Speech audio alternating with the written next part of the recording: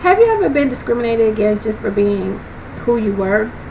Well, millions of gay, lesbian, bisexual, and transgender, which is abbreviated LGBT, teens are faced with this type of discrimination every day. StopBullying.org 2010 states that 8 in 10 LGBT students have been verbally harassed in school.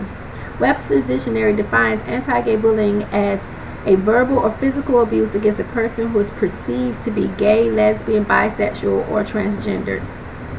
First, I would discuss how being bullied affects the teen's mental states and the different ways that LGBT teens try to cope with being bullied every day.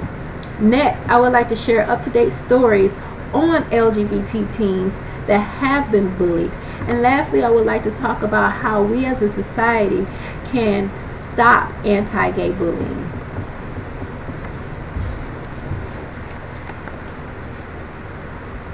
Faggot, dyke, sissy. These words are painful. It's painful for me to say right now. So just imagine you have somebody in your face every day calling you these hateful words.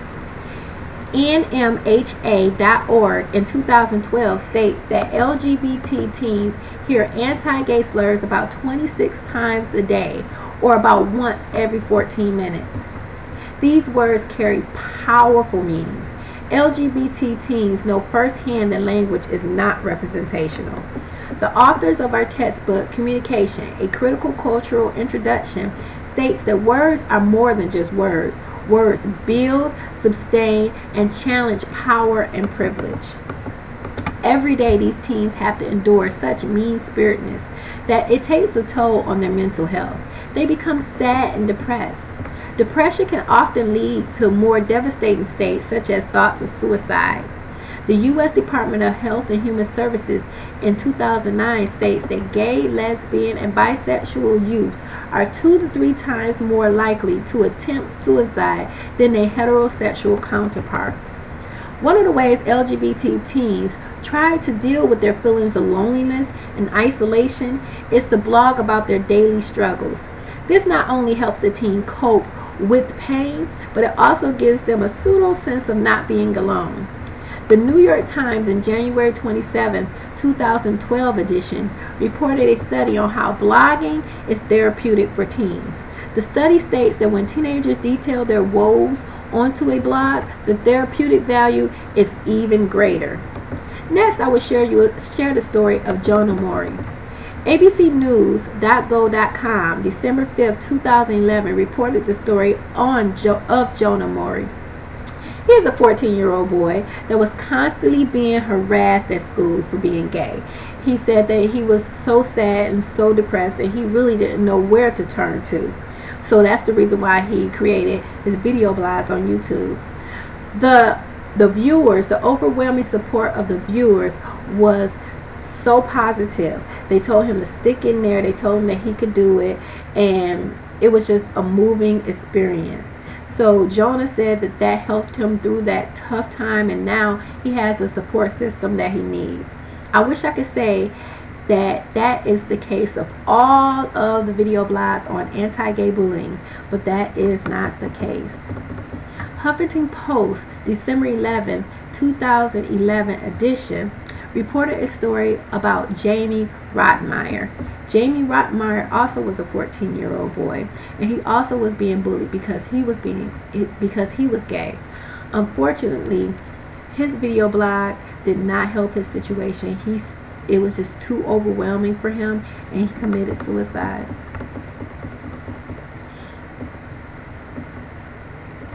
I think we all agree that something needs to be done about anti-gay bullying.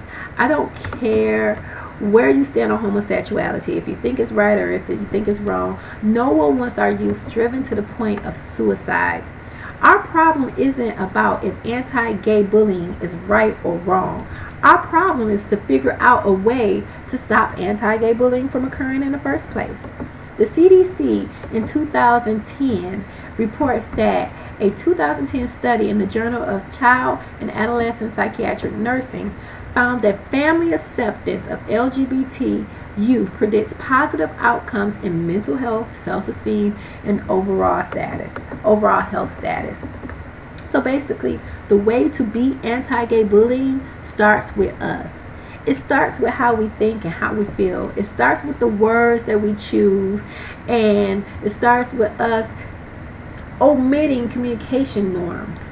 And I know that this is quite a task for some of us, for we have been conditioned to think a certain way. But there are many organizations that will not only help our LGBT teens deal with the everyday struggles of just being themselves, but these organizations help us spread acceptance and compassion and love for everyone, regardless of sexual orientation. We have to set an example to our youth that it's not okay to use anti-gay slurs such as, "Oh, that's so gay," or "Oh, stop being a sissy."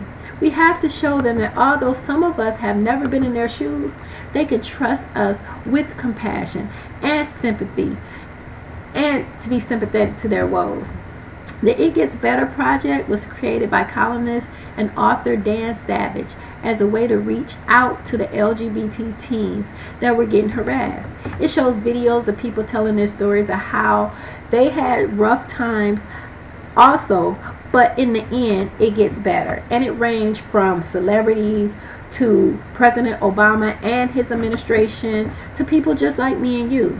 The site is so powerful because it communicates a wonderful, awesome message that teens can relate to. It gives a feeling that you're not just alone in the world, and it gives tangible evidence that indeed it does get better.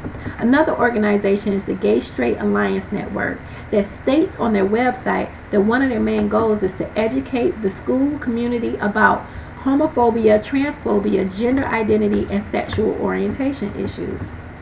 So I have explained what anti-gay bullying is and the horrible repercussions that happens to our LGBT teens because of it.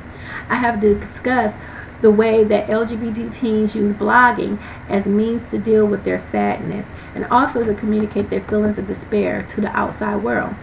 I have given you stories about LGBT teens who have been bullied and the aftermath from these ordeals. And lastly, I have provided information about particularly projects and sites that promote LGBT awareness and acceptance. It is now up to you to make a change and to get involved in making anti-gay bullying a thing of the past. Our youth should never have to endure such bullying just because they were born who they were.